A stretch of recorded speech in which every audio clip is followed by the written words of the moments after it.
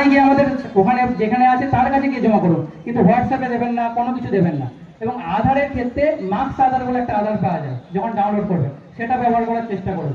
আধার, pan এসব যে চাইলো দিয়ে দিলাম এরকম করবেনই না।